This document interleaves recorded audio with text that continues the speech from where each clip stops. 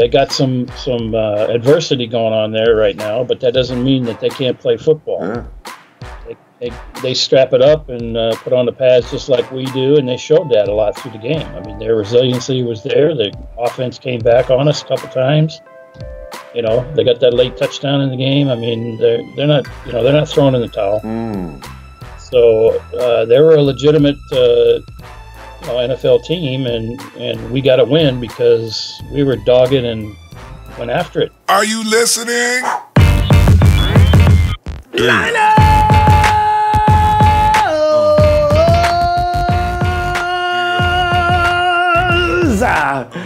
Ronbo Sports here, representing the Niner Empire organization worldwide. I'm inviting you, just so you can wear one of these cool shirts. Go to the NinerEmpire.com and more details and information on how you do that. Fam, I never take you for granted. Thank you for allowing me to talk more 49ers football. I feel better about it now than I did the weeks before, too. Fam, can we talk a little bit more about our first win of the season? You see, and I know you've heard it already, rival fans saying things like, oh, 49ers with a fake win. I'm really sick of the term fake everything, okay? Fake win, okay, all right. We beat the Giants. Everybody beats the Giants. Oh, they just don't understand. That game and the win, the benefits were so many levels above just beating the Giants. Here's the thing, fam. You know, the 49ers have worked hard each and every week since Kyle Shanahan has arrived in San Francisco. Grinding each and every week. You know, after a while, if the fruits of your labor are nothing more than another L, it becomes a little frustrating. And here's the thing. The guys know it's not about Kyle Shanahan. He's got pedigree. When he was late coming in because he was out trying to win a Super Bowl. So the players reflect it all into themselves. So at what point do they start losing confidence and not believing in themselves? This win was important, very, very much so for that reason as well. And also, losing versus swag. How you gonna develop swag and you're getting your butt handed to you each and every week?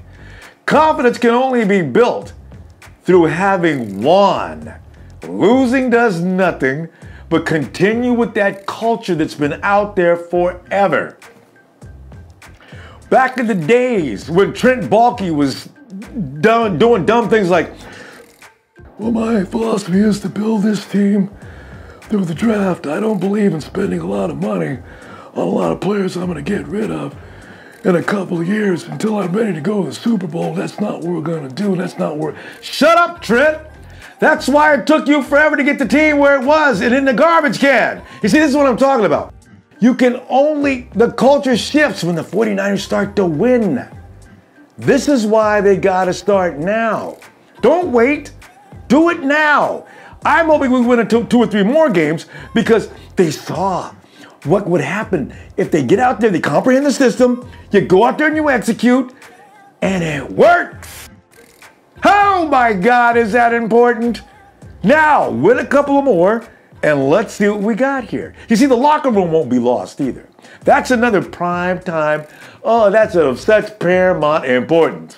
Because now, you see that celebration after the game? Oh, they were pumped. They had no shame. They didn't care what the rest of the world was saying or anything else. They were just partying away. We got our first win. We got our first win. You see, that was a bonding experience. Now the 49ers are starting to become one. Ah, that's so essential. Now we go forward. Now the path is there. They're looking, now they're going to be watching each other's back. This is what when you believe in each other, that's what develops. And you know what the nice thing is? This is that time of year when Kyle Shanahan teams normally start to do well as they go down the stretch.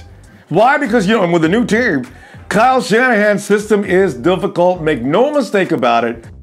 It takes teams a while to get it. That's why we've been going through the whole season. Even the offensive line looked better last week. They're going through a transition as well. They're starting to look smoother. They executed better. Things were working. So Anything may happen. I'm not making it. I am making predictions. I do hope that they can do better going on. So I'm worried about one thing though. Adrian Colbert. Yeah, broken bone. Have you thought about what we're gonna do without a single high safety? We already lost Jaquaski T. We lost Jimmy Warren a long time ago. Adrian Colbert comes. He can't play. What are we gonna do now? You move Eric Reed to the free safety position? Who's going to play the box? I thought about Ray Ray. Ray Ray seems to be in the doghouse these days anyway. You put Ray Ray in the box? Maybe Brock Coyle? You see, it's coming down to that. Remember that kid Chancellor James in preseason? We were all pumped up about that to contain him on several occasions because he's kind of a crazy man. You know what? They're not ruling out the possibility to bring him back, so we'll see what happens with that.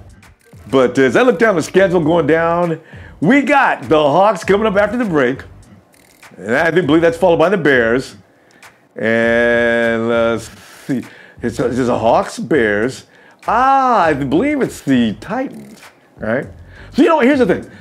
I am not exactly sure. I have to look at the schedule again, but here's the thing. Let's see. We got 6 games left. Let CJ have 3. And in fact, the Titans are the last 3 games. It's the Titans, Jags, and Rams. Let CJ have the next 3 games.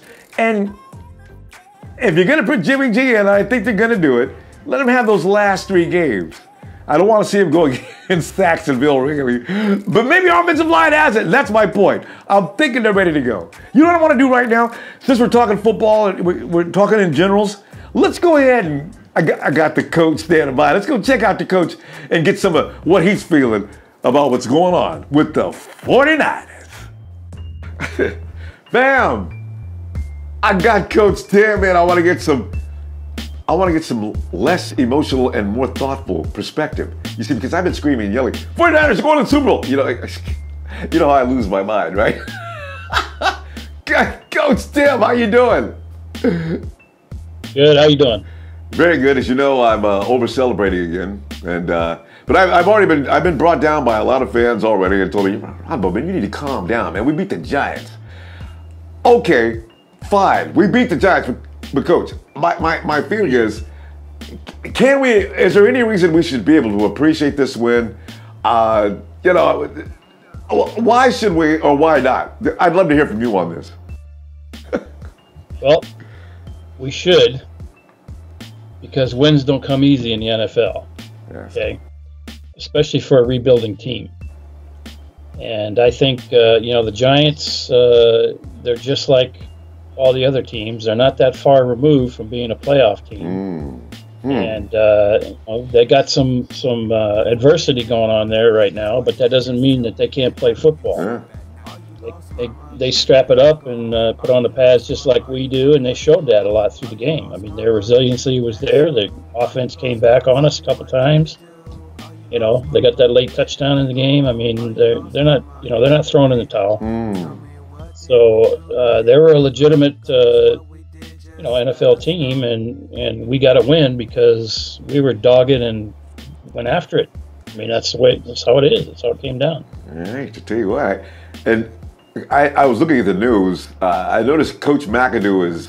I mean, what's going to happen to Coach McAdoo? Are they going to finish the year with him? I talked to a Giant fan. He said it's not like Mara's.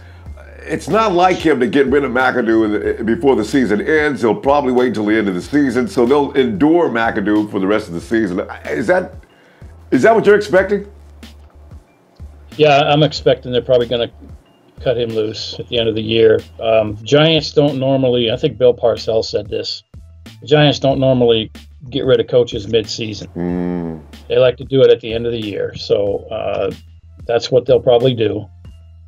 I don't know that they have anybody in their ranks right now ready to step in, but John Gruden has let it be known that he is interested in coming back to coaching. So I got a feeling they might go after him. You know who else to add to that list? Now, I don't know how true it is. I understand that Jim Harbaugh is, he's on a 3-year shelf life wherever he goes, right? It's been 3 years in Michigan. His name, I understand, is being thrown in the hat as available coaches coming up for next season, too. Can you imagine that? Yeah, well, No, but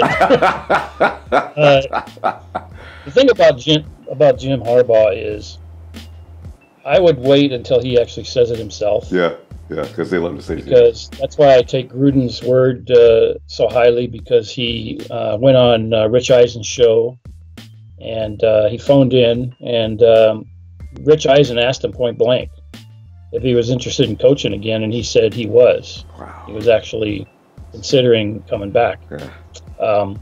I don't think he's going to go back to Tampa Bay, although that could be a slight possibility if Cutter doesn't make it. But I think Cutter's doing okay. Yeah.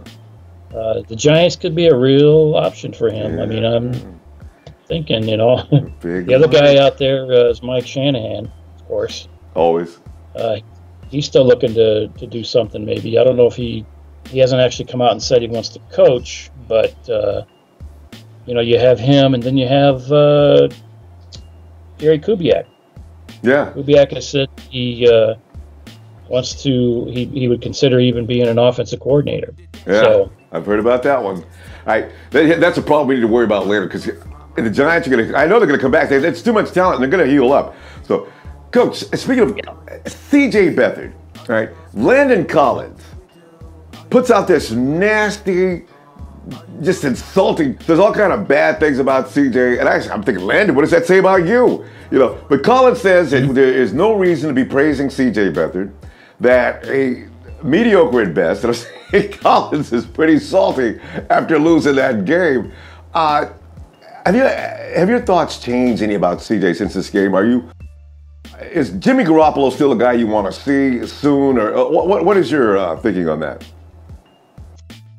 Yeah, as far as CJ is concerned, he has shown improvements, but he's a rookie, and there's a thing about rookie quarterbacks in the NFL, and the game is pretty fast, and it takes them a little while to catch up to it.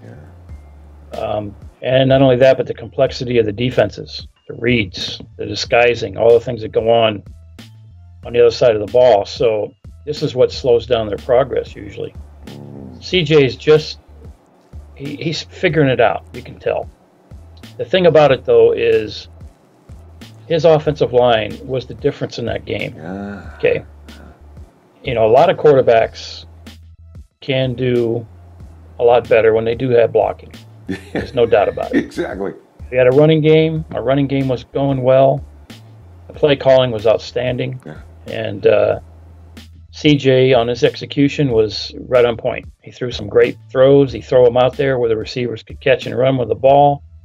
They were accurate. He was hitting the outside shoulder on a lot of the outside breaking routes and the inside on the opposite. So that's where you want the ball as a quarterback coach.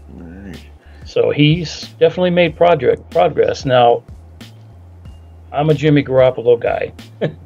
I think I said that, but originally I was not.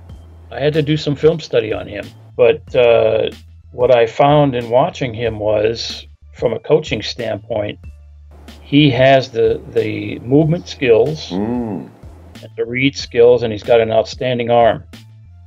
Now, CJ's one of his knocks is, at Iowa, he took too many sacks, of course. That was a big knock, but college game, I don't put too much on that. Yeah. And the other knock was his accuracy and his deep ball. Now, he showed he could throw the deep ball. He definitely did that. And he threw it accurately, too, yesterday. So I would say CJ has won me over as, a bona fide quarterback in this league when he has protection. Now, as far as improvising, though, I don't see a lot of improvisation from CJ. I see him, it's it's go. I mean, it's, either he's getting the ball out of there, or he's taking the scramble and just going. The thing you're going to get with Jimmy that's different is more of the more complete quarterback. What he does is his ability to slide within the pocket and make plays. That's very different. I don't believe CJ has that ability yet. I think he can definitely pick it up. But Garoppolo showed that in the 2 games that he played in New England, and he showed it in college. Most of the time, he did go shotgun in college when he played for Eastern Illinois, but he did have a few plays where he was under center as well. So the biggest thing, though, is even in shotgun, you have to have the ability to move around. And he has a canny ability of getting in between when he's getting a pass rush on the outside and the inside. He's got an ability to get between the rushers and get the ball out with authority on it to make completions, even 40 yards downfield. And he showed that with New England, of course, in those 2 games as well. So this has been coached in him, and I think he's progressed to a point where he's a legitimate NFL starting quarterback. He needs to get his shot. I think that's why Shanahan brought him in. Him and Lynch were probably, well, Shanahan actually met with him when he came out of college. So Shanahan knows what he can do. And in his system, he's finding out that Jimmy can pick up the offense fairly quickly as well. Now, my idea, or my preference, I guess, would be to ease him in, not to just bench CJ and start Jimmy. Something like a platooning type thing where you could get him in there, some specific plays, and, you know, let's see what he can do. I mean, I think if I were owner or GM of the 49ers, it would be a high priority to get that guy on the field because you've got an off season coming up where he's going to be a free agent. Yeah, true. And I know they can franchise him, but nobody wants to do that at $20+ million. I mean, if they can get a deal with him at 18 or 17 million, I'm sure Jimmy would take it, and they could lock him up, you know, for 5 years, 7 years, or something. Coach, right. I want to just ask you a question about that, though. The danger involved, though, with that would be if you put him out there. Now you've got every GM in the league watching, and they're thinking, "Oh, well, he does look pretty good, doesn't he?" Okay, the 49ers are probably going to offer him, like you say, 17 million, 18 million. So here come the Browns with 21 million. Here comes this team with 11 million. Pretty soon you've created a competition that you may have been able to avoid. I mean, could I be on a page there, or what do you think? Well, it's certainly a consideration, but you still want to know. I think the 49ers, right now, they have the controlling hand in that. True. Because they can match any kind of offer that comes in. And they also have the prerogative of dealing with his agent directly, whereas the other teams can't do that. True. So until, you know, after season and he's allowed to, you know, because once they franchise him. Yeah, he's theirs. Yeah, he's theirs. So teams aren't going to go after him then. But I don't think they want to franchise him. I think they want to first try to get a deal. And it could be as high as 20 million. I don't know what the going rate is for quarterbacks these days. I guess it's crazy high. Going to be up there. But you know, and on that matter, he hasn't played yet as a starter.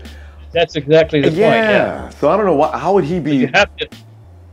Yeah, you almost have to see him on the field. You've got to get him in there. That's my point on it. Yeah. You've got to be able to get him as ownership. I mean, your ownership position. You need to, in order to be in a position to negotiate, you got to see what he brings to the table. And he has a limited body of work. Everybody knows that. But you get him on the field for these last 5-6 games, and to whatever capacity that is, now you've got a great body of work to go with. He's working with a team that is, you know, not ready for prime time around him. You know, they're missing pieces, obviously, especially on the O-line.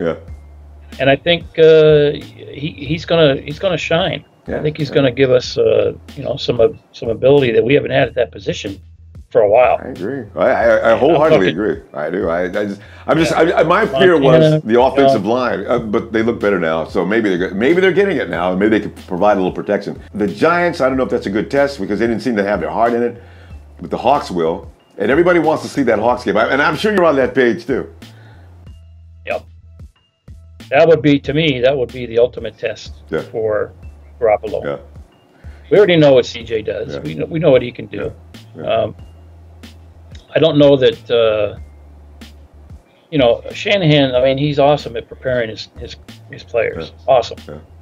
They're going to see what they expect to see from the Seahawks. Yeah. And somebody like Garoppolo, I think, will just do better in the pocket. Yeah. As far as getting between, and being able to find those throwing alleys. True. Where CJ is probably going to struggle a little bit in that. Yeah. And see, because for all intents and purposes, he still is a rookie. But Coach, you'll love this one. Remember the Steve Spurrier and Joe Montana? Walsh was he didn't know what to do. In the beginning, it was like, geez, I got two guys here that look really good. Joe finally wins out, but this is like a little, Spurrier and Montana might have been close at that time in the beginning. But like from what you're saying, and I kind of agree. I don't think that CJ is actually on Garoppolo's level, but CJ shows such a toughness and grit that he's winning over the popular vote amongst the fans. You can see that right now, right?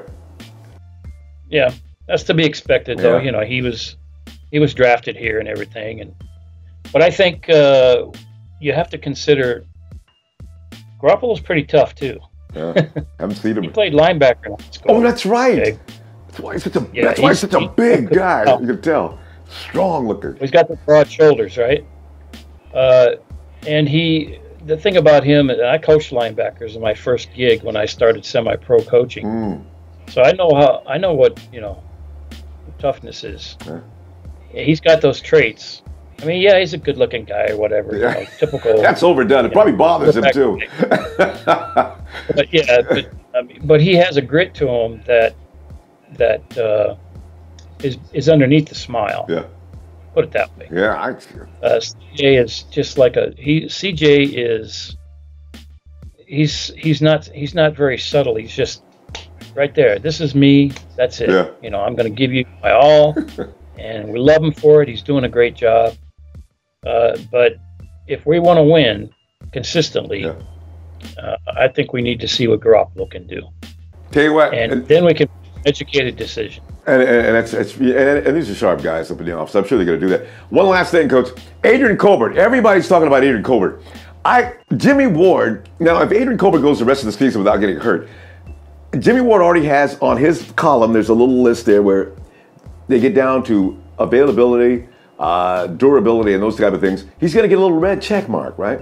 Now, Adrian Colbert is playing, and from where you're sitting, what kind of football player are we looking at in Adrian Colbert playing the over-the-top safety? And if you had to make a comparison between him and Jimmy Ward, what would be your thinking? Yeah, I really like Colbert. Number one, because his range is outstanding. And I tell you who he reminds me of is that guy named Thomas over in Seattle. Yeah, everybody's bringing that up. Yeah.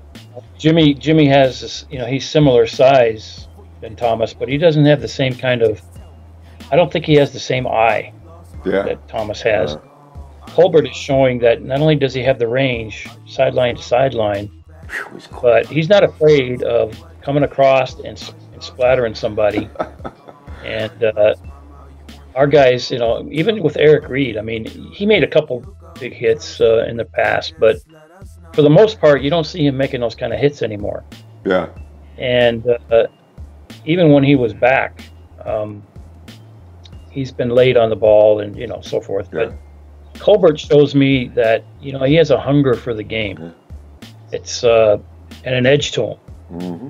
And I heard about him coming out of college. He had an edge to him, and Saleh actually had to spend a little time with him to calm him down because he was getting too aggressive times, right? Yeah, I remember that. That's what you want on safety, right? Exactly. That's one of the reasons why I like him. He's got that evil, mean dog in him, and I love that. Yeah, and when he tackles people, he finishes the tackle. Yeah. Thoroughly. He's not grabbing for ankles and elbows and that kind of thing. Jimmy and I don't think Jimmy's going to shy away from hitting people, but I think he'll take angles more than he won't. Yeah. Colbert will just blast you. Yeah. It's that kind of guy right there. He said, and I understand on Twitter, he finally came out and said, listen, my name is Colbert, not Golson, because people are calling him Golson or Deshaun. I said, you know what? That every player's got to come in the league. He's got to endure that. You just got to hang in there and get your own identity very soon. Don't worry about it, So, yeah. Looking forward to the days ahead, Coach. It's going to be crazy in Santa Clara. Oh, man. Yeah, well, we got a week off. a nice week to kind of heal up and get a little advanced prep time for Seattle, which we need. Yeah. I think we got to go. We're playing in Seattle or playing here? No, we're playing at home. Here, it's a right? home game, yeah. Good. Right. Our chances just improved. There you go. 3 points they cannot give them. Coach, that's all the time we got now. But listen, looking forward to next time. And oh man, Seattle, that's something to worry about between now and then. Give me the big. We just beat Seattle. Holla, Coach. 3, 2, 1. What? We won! Niners! Oh yeah. Thank you, Coach. Hey, you know, Coach is just, it's like the way his mind thinks. And, you know, he's got such experience. Hey, coming up Sunday, I will not be in your face at your place, but I kind of will, because you know we got to have a Sunday meeting. I was talking to the guys at Red Gold Radio, and they said, hey, are we gonna talk football next week? You bet your sweet booty we're gonna talk football next week. We're gonna continue to have Sunday football. We'll just, whatever's hot, we'll work on that during the weekend. And the way Red Gold Radio went today, I don't know. Monday, Tuesday, Thursday, Friday, you need the Ronbo Sports app. It's absolutely free. It's got all the information, phone numbers, and PIN numbers you're gonna need. I want you to watch this show. I can't really explain to you how much fun it is. Sunday's gonna be a good time, of course, because it always is.